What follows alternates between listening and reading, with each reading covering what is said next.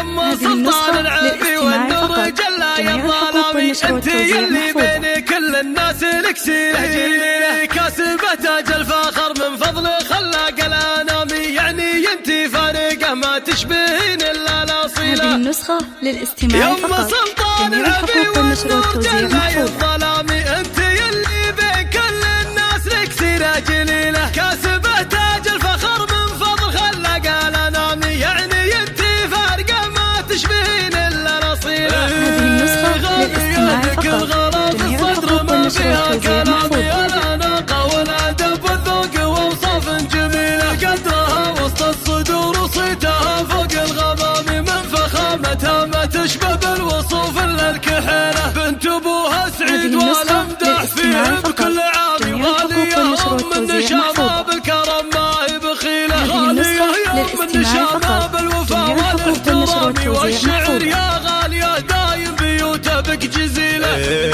وبنتك اللي زينها كامل مثل بدر التمام، يا رغد فيك الحلاوة الزين ما يوجد مثيله، والله ان الشعر اللي فيك غنى ما يلامي، يا لطوام النرجسي فيك الوصايف مستحيلة، بنت عبد الله وعبد الله مثل حد الحسامي، خريف ابوك كساب المراجل والفضيلة، يا عساه بجنة الفردوس يا رب الانامي، والله انه رجل واحد بس يسوى له قبيله، ويا رغد اخوانك اهل الفعل ورجال كرامي، من قديم الوقت شجعان وفعايلهم نبيله، يما سلطان العافي والنور جل الظلامي، انت يلي بين كل الناس لك سيرة جليلة، كاسبة تاج الفخر من فضل خلاق الانامي، يعني انت فارقة ما تشبهين الا الاصيلة. هذه النسخة للاستماع فقط. جميع الحقوق والنشر والتوزيع محفوظ.